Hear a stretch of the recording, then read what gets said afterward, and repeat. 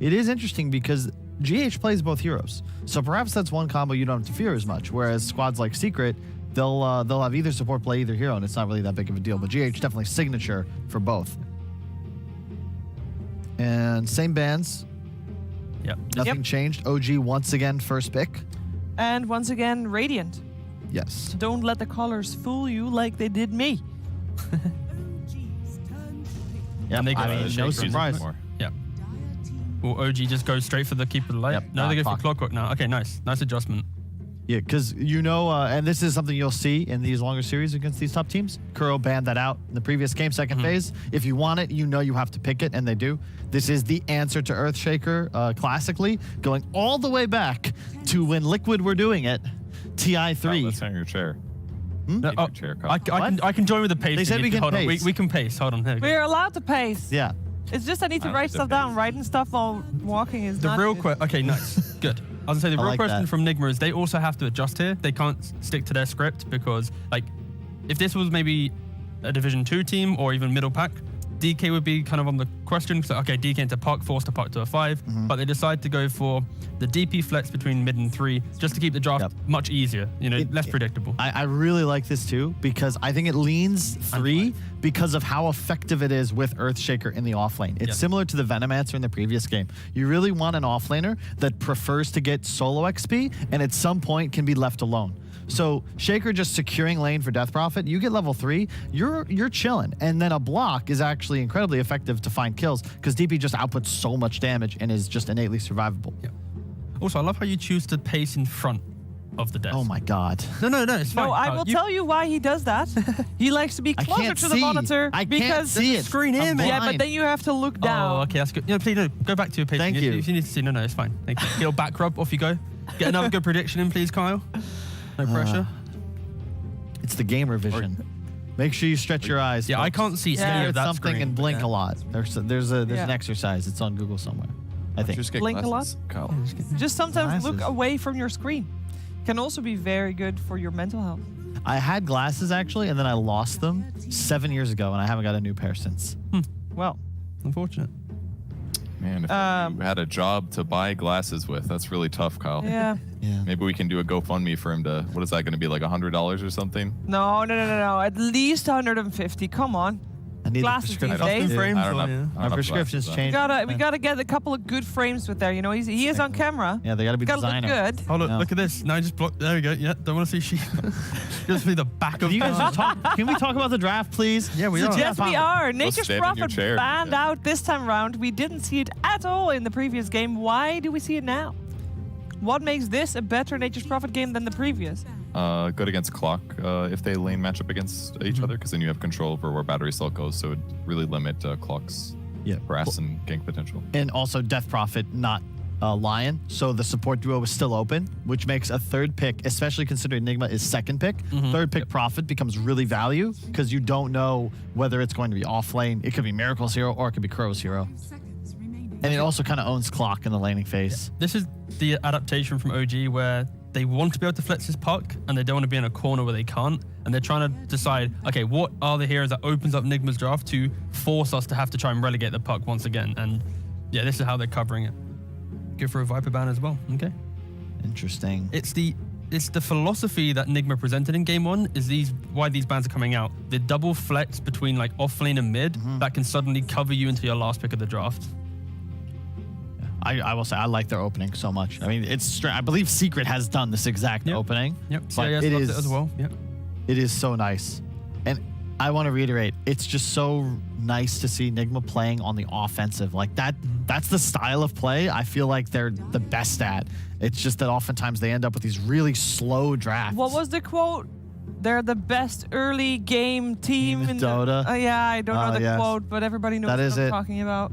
But they just showed us why that is a quote, right? Nahaz. Yeah. That's his. Tom Brady, 7 Super Bowl rings. Nahaz, Liquid's the best early game team in Dota. 2 different legacies from 2 men born on the exact same day. Yeah. Very comparable. Stop, don't flame him. He's Oh. That's such a strong approach. Just to yeah. Yeah. uppercut, yeah. That's true.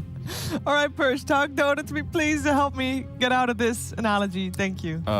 Klink's ban is a little bit weird. OG did draft it and played against Death Prophet against, I don't remember who it was, but I think 3-3 was playing it, and he ended up buying Mage Slayer that game. It was pretty effective at limiting DP's damage output. 35% of all the damage he does. Is again. Cool. Yeah. The DK. It's just so solid here. Again, another great hero for Earthshaker to play around, as we witnessed. It's still open. It's one of those awesome second pick heroes. And you really don't want to play Puck as a core anymore. Like, it's just shut down now. And But like that's the thing, right? I feel like OG, they need to have the potential confidence of going, let's not put it into the 5 and just play it into the mid if they want to have that good support. But because they have a different support duo, it also allows the Puck just to be a casual 5 here. Like I don't mind them putting it in the 5 role, but they need to keep the option open, right? But at least Clockwork as a 4 does a little more in the early game compared to Kotal as a 4, Exactly. surely. Yeah. Yes. You have more fight. That's the key thing. And if Now, you do put the Puck mid with the Clockwork, here's the thing. you can refill it. AA just became incredibly high value. Yeah, that is And For OG. so much so that you could actually feel comfortable coring Puck because of how good AA is against true. 2 cores that are inherently reliant on self-sustained healing.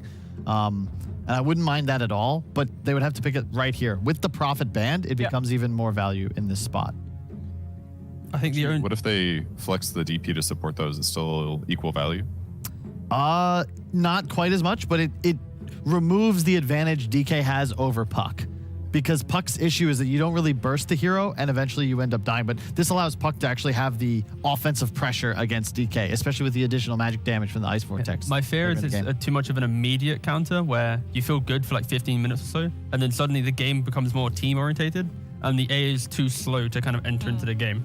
And also Puck will have half the net, or a third less net worth than the DK. So I think it's maybe too reactionary. Dark Willow as well is another thing that could potentially give the Puck enough value to be core. They're eating through so much reserve time for this pick. Well, this is the key hero. No, exactly. Yeah, this is make or break in the draft because Here we go, Enigma it is. Yep. Different form of pressure. You know the Enigma's going to run at you. This is pure damage, team fight, max HP based, very good against DK. In the simplest form, it allows for the Clockwork to be way more active. It also maybe indicates that the Puck could still be that mid lane because now you have basically a dual lane mid where the Enigma plays off lane. DK doesn't have that pressure. Do we not feel like it's also a little bit relying on Team Nigma not playing too crisp, Enigma's such a good hero right now. regardless of how? Yeah, it is. It's really just an S tier hero. Okay. And You basically get to win your lane, and it's going to apply map pressure there. And like T said about letting Clockwork be more flexible, it's because Enigma just does well in his lane, and he can pressure by himself without too much danger. So Clock can just show up once in a while to threaten or get a kill, and then go away and go do something else. So it'll help offset the fact that DK is always going to want to pressure mid. Okay. Clock's weakness is you don't scale very well. You have low damage output, but you offer a lot of control. Enigma provides all the tower pressure you would need.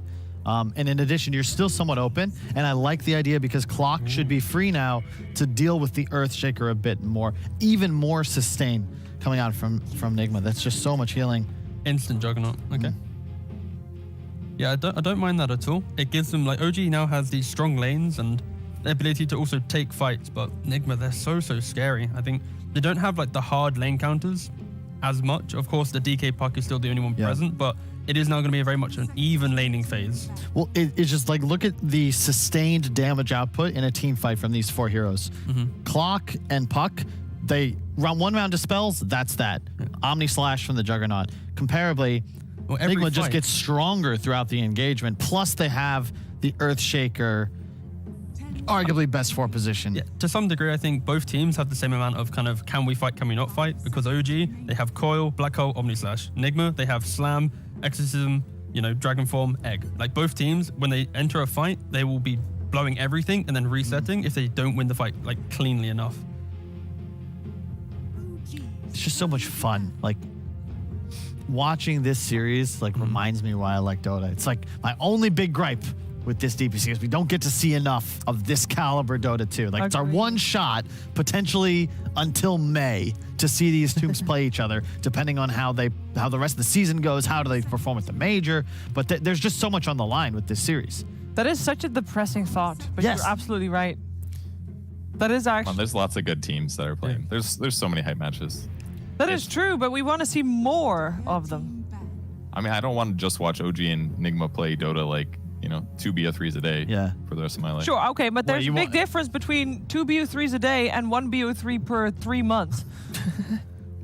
But anyway, we have the beer free right now, so let's live in the moment, guys. True, I mean, I'm savoring this Okay, moment. thank you. Exactly. Yeah. We Thank got to you. enjoy the present. Yes. So for OG, I'm a little bit concerned about just the early team fight. It's pretty much black hole or nothing. Of course, you have coil, but it's a little bit harder to really get into the fight happily. So there's a lot of pressure on their laning phase. And they don't really Dude, have GH is a vibe. Yeah. I love that man. I haven't hugged him in at least a year. He gets also more and more huggable I know. the longer the quarantine goes on Man, because the hairdressers they are need closed. a partnership with Build-A-Bear Workshop. Straight up. I would get a GH teddy bear. That's pretty 100%. funny. Nigma banning out these super active mids that can kind of play into OG's kind of skirmishing needs. If the Enigma gets that Necro 3, pretty much every hero with one item will want to look to cross the river and apply pressure. Nigma, they are a much slower lineup this time around. They don't have these big lane dominators that are going to suddenly just... Thompson? It's Barrel Thompson's through. hero, Yeah, I it would is. think. Unless they want to give him Puck and yeah, last unless pick no tails, which doesn't really compute. The play is to go for like Grimstroke. They did do it. So it's just Wow. Puck mid. Okay, Okay. nice. Is this... I like this. You do? Why not? So that means that means Enigma moves to the 4 or like what's Okay, the it core? could be a core clock because Yeah. it is a really nice core clock game. I know Seb would play it. But no, there's it's a just- Darkseer. It's just going to be Enigma 5, Yeah. Darkseer clock off lane, Puck mid. And it pretty much tells Nigma, you have last pick, you can do all this flexing, you can pick your strong laner to counter our carry, but we have an Enigma in that lane. We can just completely dismantle your ability to play aggressive. Enigma, nice, okay. Oh, wow. Now this is...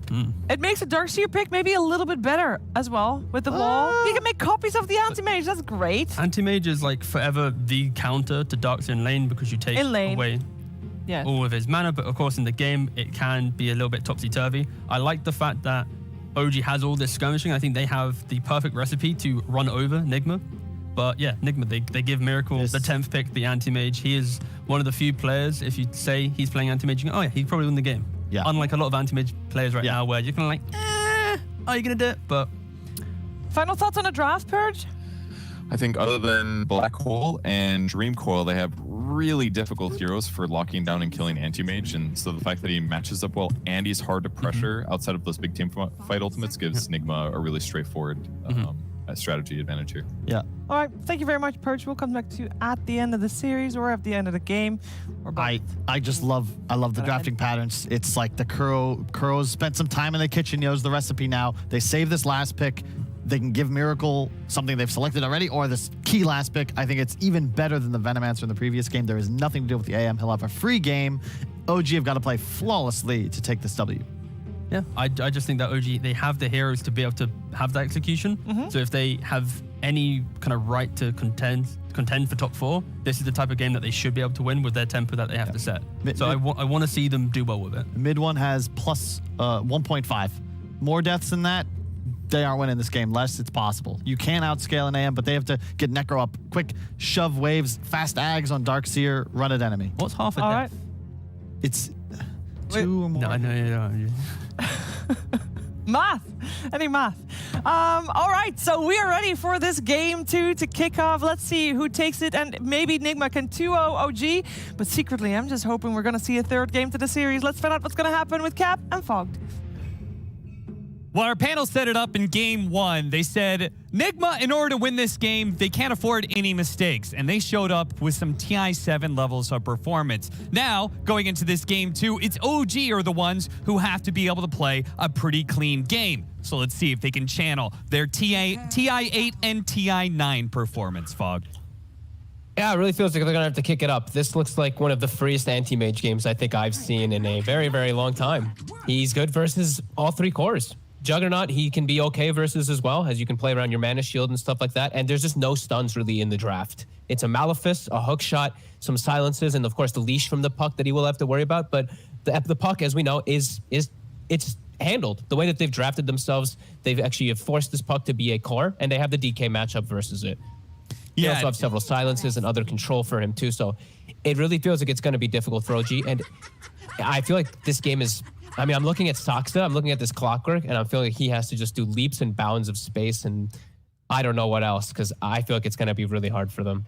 For sure. It definitely feels like they picked up this puck and this clockwork relatively early in the draft, and they're requiring them to do a lot of the heavy lifting in order to keep this AM shut down, in order to keep them winning fights that honestly look kind of scary, because Nigma do have this sort of like run-at-you lineup with Death Prophet and Dragonite frontlining with the big old team fighters in the back of Phoenix and Earthshaker. The battle begins.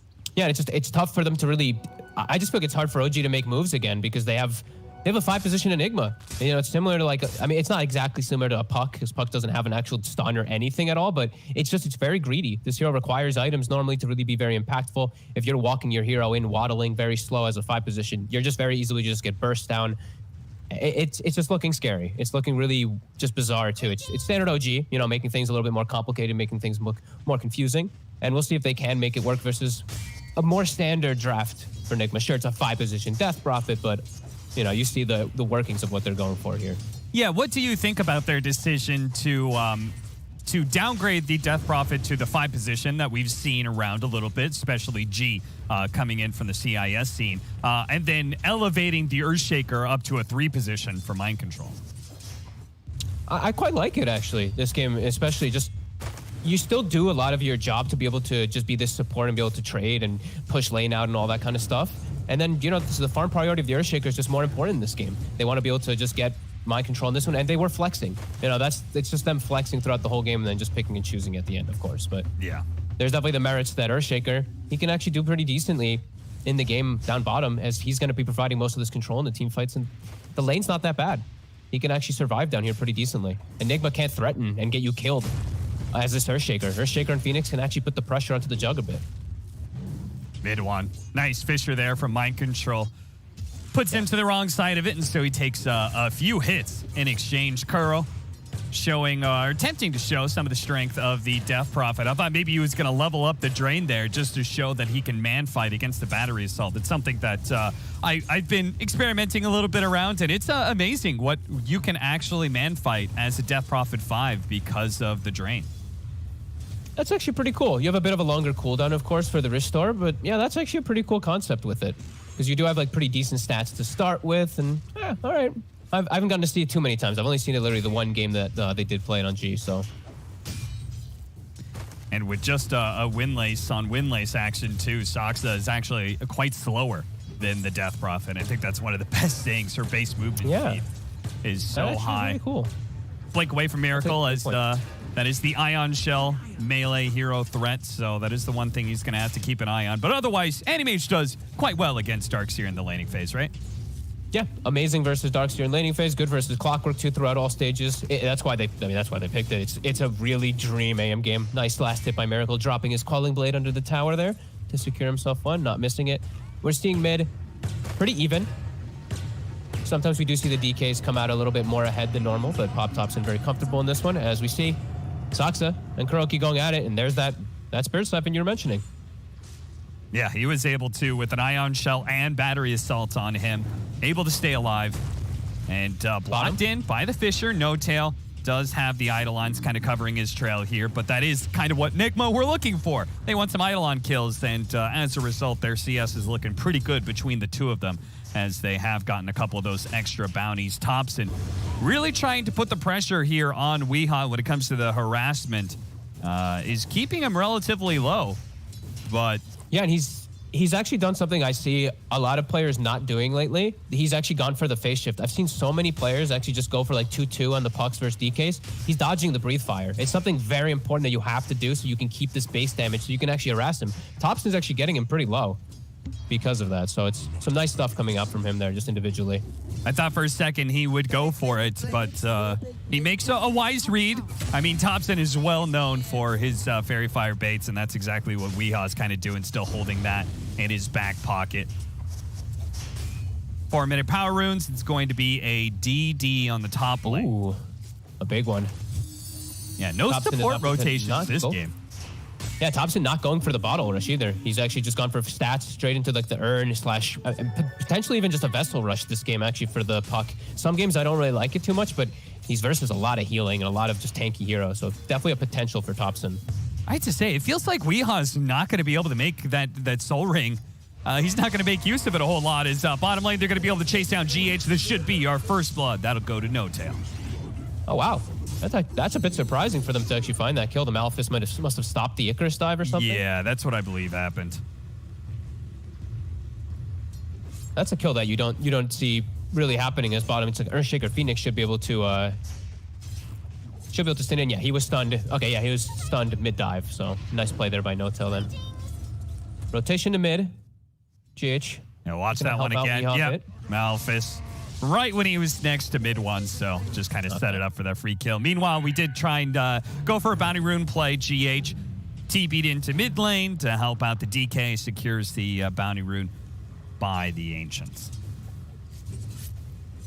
Seb's doing good up top. You know, it's his Darksteer. He's at least keeping himself consistent with last hits. Anti-mage, though, as we know, Miracle, he's going to get full free farm this game, and that is a very big concern when it's the DK also free farming as well, and it's just such a damn good AM game versus Puck versus Darksteer. You always have a plethora of mana void targets when you do look to get involved too, and they just can't catch you on your split push is the big thing. And it really feels like OG's going to have to start dictating the pace and really looking to pressure towers down super early on somehow with this Enigma jug. Cutting waves. Seb wanting to stay away from the Animage as much as possible. Meanwhile, this is where the mid lane starts getting a little bit more difficult, and that's why Soxa's already on the rotation here. They're going to bring in the Juggernaut to this fight as well. They really want this kill onto Weeha, but he might still be able to get away as mid one is only level 5, no Omni slash up, so no way to be able to close this gap. Nevertheless, he just keeps running at him. Mid He's one. thinking about it. They get the ward down. 2 wards placed down. One on the side to watch the triangle. Okay, they really want to just enable the Siege Wagon push, it seems. More TP's going to come in as they go for the Battery Assault dive, but the Phoenix is going to respond here. Diving onto Soxa, gets that minor slow, and is going to keep up with the burn. As long as he lands, these should be enough. Soxa looking for the deny on the neutrals. Wasn't able to wake them up fast enough. A very OG-esque move, just bringing their safe lane into the mid lane. Very mid one rotation too that he's been doing a lot to try to get the tower, try to take advantage of the fact that they have the catapult versus the DK. Can't quite finish it, but they do force a lot of reactions, and it will give No Tail some time to farm bottom versus Mind Control, who Mind Control is actually not that, only level 4. I thought he'd be a little bit better off down here, but yeah, it seems that perhaps the death of the Phoenix early on, without the Phoenix in lane, maybe he was forced back a little bit and unable to get as much CS as he would have hoped. it also has 17 denies, of course, right? No Tail getting quite a fair amount with just the Eidolon spawning. Yeah, that's it's always an awkward point when you kind of have a dedicated dual lane and you're being denied by an Enigma. It's like, we're not getting much experience out of this lane anyway, and there's no way my 4 position can just, you know, run around and do things. The Phoenix isn't really that kind of hero. Nice use there of the wall very early on, just catching the Animage illusion and just kicking Miracle out of lane. Don't allow him to sit here any longer. Meanwhile, mid lane, gonna go again. Weeha. This time around, mid one, making the faster rotation, is going to be able to get on top of this Dragon Knight and go for the spin kill, and it's just enough. Last tag there does put him over the top for level 6 as well, so he has the Omni Slash ready to go. Kuro, he's going to have to back up. Nice silence from Kuro. Killing X3, a very unlikely thing as Soxa rotates in, and maybe they can actually get the second one. No, they can't. Yeah, nice move from Kuro, saving his life, getting the silence point at level 3. Otherwise, he just gets Omni there. And OG just consistently pushing forward to get themselves at least a tower advantage. They want to get these early towers, especially because they will suffer to get them later on. And they need to get early towers for AM. And Miracle's actually looking to join in. Echo going out with so many units there. Oh, he actually came really close. Too bad he didn't have more mana. Kuro gets chased down by Soxa plus mid one there. Soxa, the one to secure the last hit. Mouth is going to stop the Fisher, slowing it down a little bit. Seb should be able to make his way around the wall. No problem. He's plenty healthy.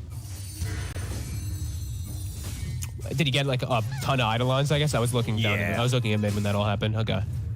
Yeah, he had a ton of Eidolons, but sadly didn't have mana for Fisher to finish anybody off there. We see OG continuing to just put pressure onto these towers. They have to get early towers versus this AM or it's going to be really disastrous for them. So really pushing the issue forward on mid and on top lane. GH. Might even lose a hero for it. Seb. You're going to lose Seb, and it's traded out for GH. So I'm pretty sure Nigma's quite happy with that one still, though. As you said, the pressure just continues, man. OG, is it something about the draft you're saying, like, they have to take these early towers? Why is that? Yeah, they have to be able to hunt this anti-mage. They have to be able to get these deep wards down to be able to watch him out. Because it's a limited game where they can actually gank and punish him.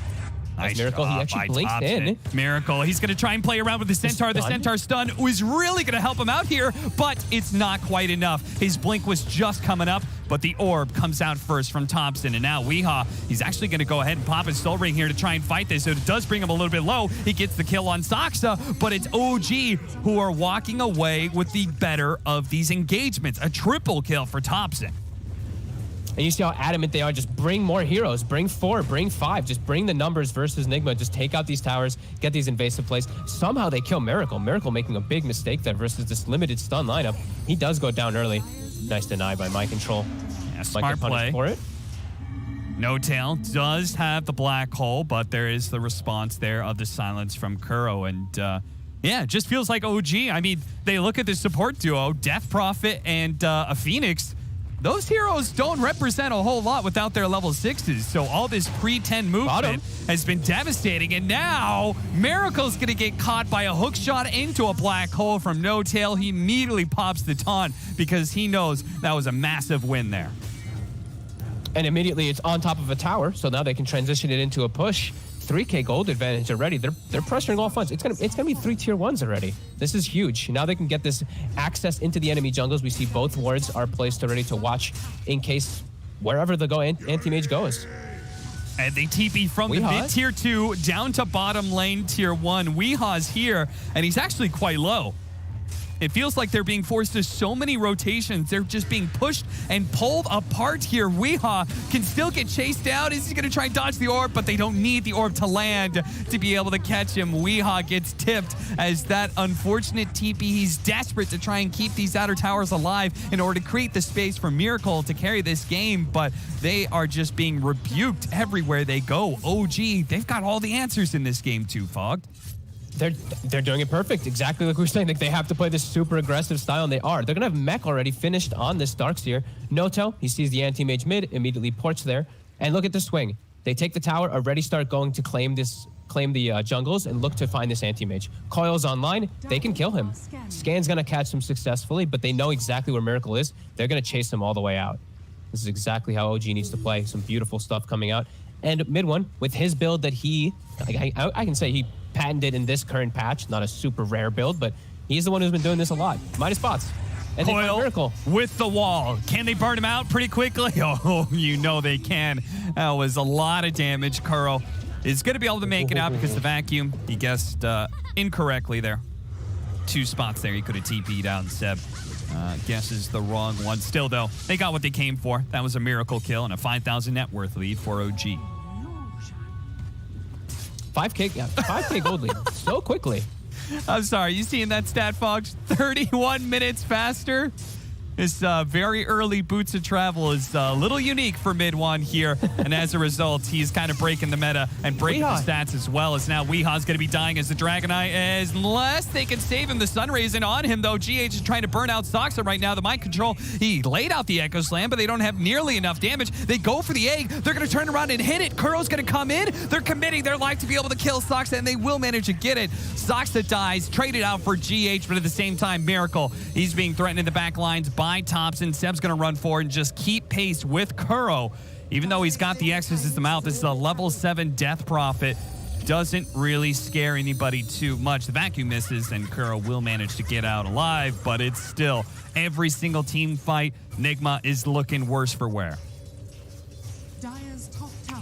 Just such quick plays. It's like the same thing that we saw from the last game from Nigma. It's actually OG doing it this time, just really forcing the issue and just taking advantage of greedy supports. Death Prophet Phoenix, tough to make these fights happen around when it's your cores who have to be the ones to actually set everything up. Just like we saw last time where OG was struggling with their puck coddle. They're just having a really hard time when they're just getting ran at with these heroes. Yeah. OG with an excellent start to this game. 7K advantage. Really starting to roll with it as Saksa and Thompson getting super aggressive. Yeah, it's amazing if you said like game 1, Thompson, chain stun. This is what they did to hunt down No Tail's puck, but this is a core puck, a little bit tankier, and as a result is going to be able to survive through that burst. Now he's going to be able to throw the coil out, mind control. He's going to be protected here by Kuro, but not for long. They won't be able to stop this Juggernaut coming in. He looks to be able to throw out the Omni Slash. He lost vision of mind control. Still looking for the die, perhaps. Weehaw represents a threat that mid one can't really go through. At least not right now, anyway. They'll back up, heal up around the healing wards, and continue to chase Nigma another time. Seb actually taking the time to use his shovel here for peak efficiency. Does manage to grab the bounty rune and gets away. And now they swing over. They drop the wall actually on the anti-mage to push him off of Ancients too. And they're chasing forward. They'll find Kuro with this Omni, an easy kill. Yeah, mid one OG, says it's worth relentless. And they're just chasing forward and diving for these kills. They see how greedy the draft is from Nigma. The anti-mage can't get involved. DK has been shut down significantly in the laning phase. And Earthshaker too. Oh, Four. Jesus. They just will not stop. Pulling him out of that tier 3 range as best they can with the cogs. Mind control dies. And now Nigma, without that Echo Slam, without that Fissure, and good ways to be able to protect the egg, they may not be able to stop this tier 2 push. His No Tail's going to be given the surge. He's just going to run it, Weehaw. Malefice him.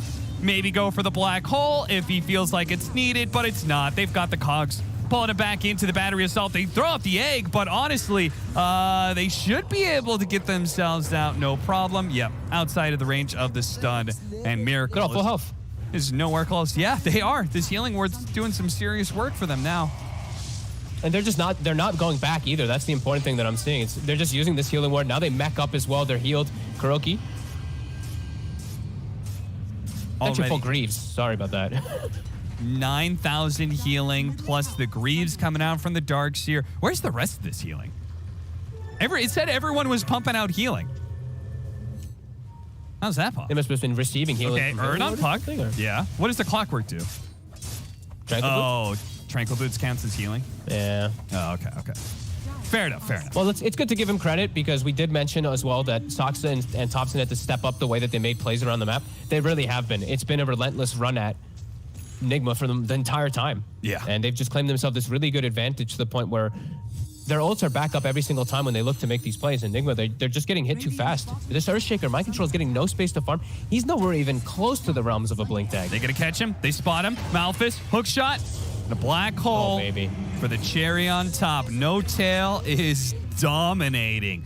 10,000 net worth lead. And Fogged, I'm not sure how much longer Nigma want to keep this game going. I mean, as badly as they dumpstered OG in game 1, it's even worse for Nigma this time around, but maybe an opportunity. Oh no, the Echo Slam, it didn't actually hit Thompson. Now he's going to be pulled back into the wall. Oh, this is a disaster for Nigma as Kuro is actually healing up a lot until the Omni Slash both cuts him down as well as Weehaw. And you know, mind control, he's not going to be let out of this so easily either.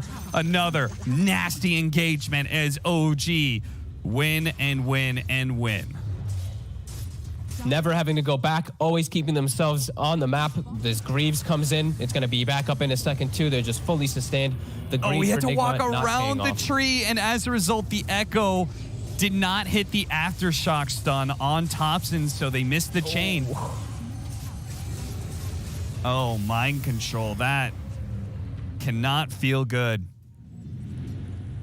From bad to worst, it really gets. 13K gold lead. They've just, yeah, it's similar. It's just like Nigma took advantage last game. OG just fully taking advantage of the greed. And Miracle, he needs so much more time. And even when he gets that time, he's not going to be able to outcarry this. This has just gotten way too out of hand, way too quickly. Yeah, I mean, what is an Animage that is underfarmed due to a Juggernaut that's running at you like this? I mean, it's going to be a tough game for him to find those openings. No, it's just him like running around farming. The other four have to handhold as they're just being ran at from all of OG. And Saksa just always finding the targets. Silence, trying to give the opportunity for the Phoenix to get out of here, but the coil forces an egg, and that in turn is killed, as is Kuro Thompson. relentless now, as it just seems like he's almost mad. He's pissed off that his good laning phase of game 1 was ruined by so many Nigma rotations that he's come back into this game 2 with a serious vengeance. It really does feel that way. He's a 9-0 in a puck versus a DK. They know exactly how to play around it. OG with just no chill. This is no chill mode really from OG. Look at the ward coverage, the sentry coverage too. It's just no hope for Nigma to come back in it. It's just Miracle running around looking for farm, but look at Saksa. He knows where he is. He's going to place a ward defensively on their side so that they can watch Miracle, so they can potentially catch him as well while all the disasters happening in their base. Hook shot not up for another 5 seconds. Otherwise, this could have been a prolonged chase on Miracle. Still Pushes maybe them away an from the bounties though. Yeah, and Thompson's going to swing over too. So potentially they can still find him. Nigma are actually going to smoke out to this Anti-Mage, expecting a move from potentially Thompson. It's certainly coming from Saksa, and Saksa, his smoke, it's going to be broken onto him, and he should die here pretty quickly. The 5th kill of this game in 20 minutes for Nigma. Feels good killing that Clockwork though. He has been such a big thorn in their side, just punishing all these heroes that just do get punished from Clockwork. You know, Earthshaker and all this, he's been excellent. And now, this Urn still online. They'll find Weehaw with the Midnight Pulse. Yeah, I mean, the Coil Midnight Pulse is a nice combo. Just a great way to ensure that you get a decent amount of that damage out with very little risk required. Miracle's Courier's going to die as it heads back through, but Miracle's got bigger fish to fry. He's trying to find farm anywhere he can on the map, but he's being chased everywhere he goes. He's going to go for a TP out. They spot him. Vacuum. Malefice is there from No Tail. And the Black Hole with the wall just to make sure. And they do indeed have him dead to rights. This is a slaughter, Fogged. It really is. And I do need to give credit too, because I haven't said it. No-Tail is doing so well in this Enigma. The 4-1-4 skill build, he started out with 4-1-1, just the 1 point in the Eidolons. It's actually had such a big impact this game. His Black Holes have been on point too. They're really just running away with the game. Oh, Weehaw. They actually do manage to get there. Oh, but the orb rolled him over before he could finish up with a Fisher. Still, though, if they kill mid one, it's well worth it. Mid one has been given all this space, but for what? Maybe for a good fight. A vacuum over to the side. An egg is on out, but Nigma have already lost all their heroes, so it's GH left alone. That's going to be scrambled eggs for breakfast for OG, and paired up with a nice tier 3 tower. I believe that's that. OG running over this game. Just it really is a testament of how they played and how relentlessly aggressive they were, of just bringing the Juggernaut in from bottom, just bringing multiple heroes in to just take the early tier 1s, invade the map, take advantage of the greed from Nigma. Never let them play the game that they want to play. Play your own game. Just play super aggressive. It's been that the entire game. 11-0-11 on Thompson. Oh, Echo, and his orb has already been used, so there's not going to be a fast way to get out. That is Godlike Spree, given over to Miracle. A glimmer of hope, a small bit of light for Nigma in the darkness. A very small glimmer of hope.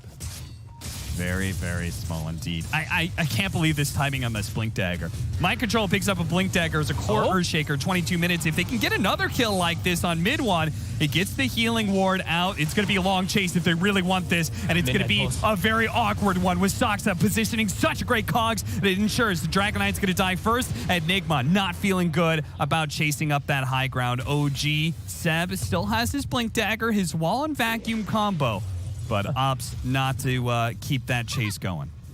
That's a good call, actually, that you're saying, because Mind Control had double bracer and some other items. He sold everything to get this Blink Dagger. Yeah. He has relegated himself to a full support now, so it is truly a 4 protect 1 from the side of Nigma now. Yeah, I mean, last game, GH had a Blink Dagger at like 16 minutes, I think, because we talked about he still had time to farm up for his shard, which was coming at 20 minutes. So, you know, it just goes to show a dramatic difference in the first 15 minutes of this game. Yeah. Radiant are scanning. OG, you see how scared Miracle is. Even if they know they're Roshing, I mean, look what it takes to Rosh. It's just mid one and No Tail. That's it. They still have the hunting squad out there of Thompson and Saksa on the map, smoked up right now, so Miracle can't really show until he sees the puck somewhere. Really smart. Yeah, really, really nicely done by OG. They're prepping. It's like I was talking about for Nigma the last game. It's just thinking about the next thing, right? They're always just thinking about the next thing, setting up. Set up for this Roche, set up your wards, set up where anti-mage can farm. Even though you're so far ahead, it's still just in case. Just in case of anything, have everything prepared and done at the maximum. DD, they scout Kuroki in the base too. Juggernaut fully online now with the Aghanims and the Ag Shard with this Maelstrom. Jeez. A DD is just an excuse. A two-man hook shot from Saksa. It's not going to get much better than this. An opportunity for a black hole. They vacuum him inside of the cogs to make that 3 inside that little window, with GH going to be the last to fall with the egg down. He's going to buy back, but what good of use is that? Carl Oh my comes in God. and dies instantly. That wasn't an Omni Slash. That was a Switch Strike. He's still got that extra firepower ready to go on mid one thanks to the DD. He is just blowing up everybody on the side of Nigma. And where's Miracle? Still somewhere inside of the jungle. You can't blame him either. What's he supposed to do with an anti-mage of 25 minutes? He's not supposed to be winning the game yet. I'm sure everybody's looking at this and being like, this is exactly what happens every time I see anti-mage. OG really taking advantage of that pick and just dominating this game from start to finish. 34-7. Nigma, they're trying to force them back, but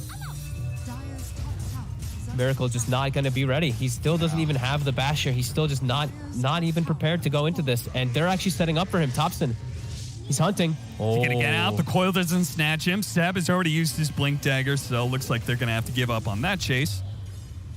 Still, though, it doesn't really matter too much. They can just run it right back up to that top lane. And they have base wards too, so they see poor Nigma stuck inside the base. They're going to get the D wards, but they see all 4 heroes there. Seb going to force out the bottom lane. He's going to have a Hex finished up any moment, so they're already preparing for the later stages. So if anti-mage shows up, if he's able to get farmed, if he does get big, they'll have the preparation for him. They'll have the control. Maybe not Thompson, because he looks like he's just going for a fun build, but the rest of them. Well, it kind of feels like to me for Game 3 that you just cannot be grabbing heroes with long cooldowns and being ultimate dependent. I mean, this pace that both of these teams have set is way too fast for that. I mean, we were having so much action before the supports got anywhere close to 6. Mid was being dove at by it was like a 4-on-4 in the mid lane. And, one side has a Phoenix Death Prophet. Like, that just pretty much set the pace of the game. Yeah. Radiant's bottom tower is under attack. OG, no mercy. Absolutely no mercy, and what a pace of the game, man. With mid one going this Midas Boots of Travel build, on top of that going for the level 15 talent, decreasing the healing ward cooldown. Oh, that's cool, yeah. Yeah, so he's just made sure we're always going to be on map. There's always going to be a threat of us potentially 5-manning into you, and our pressure is never going to let up. We're never going to have to back out because healing ward's on cooldown for too long. It'll be back up very shortly. That has been the biggest thing too. Just them never having to back up. They've always just had their place on the map to look for aggressive plays. As my control shows himself for a second and he's just dead. Yep, and he probably played a little bit forward there because he has a buyback, but it's not like OG had to commit a whole lot. That was just a Swift Slash. Coil being used, they can reset if they really want to, but OG looks like they feel confident that this last minute of Aegis is going to be put to good use. Nigma pretty much have to poke at him, try and force him back and see if they can waste this Aegis, but there's the healing ward. It's up again, thanks to all this heal they've got. Okay, they're going to smoke up, go around. Dire's bottom tower. Last-ditch effort here for Nigma in this game, too. Otherwise, we're Here going comes to a Kuroki. third and deciding game as Kuro's going to lead the way with the Exorcism blinking in inside of the cogs with the Midnight Pulse already out. A big nuke coming out from Thompson. Miracle tries to show himself, but he immediately gets pulled into the black hole. Another pull in for the vacuum and mind control. He'll die as well. GH is the topper, and that's it. A 5-0 team wipe with an Aegis still intact. That says everything you need to know. This was an incredibly dominant game by OG. I mean, fucked. If you thought that Nigma put on a show in game 1, OG, that was the showstopper right there. Yeah, and it may look like that free anti-mage game where he's not playing versus all the control and everything, but he is playing versus the death ball. And just the aggression that OG played with this Jug, with this Darkseer. We've seen the Jug Darkseer a lot of times with this kind of pressure plays, but now with a puck like this, they make it work so well. They just don't give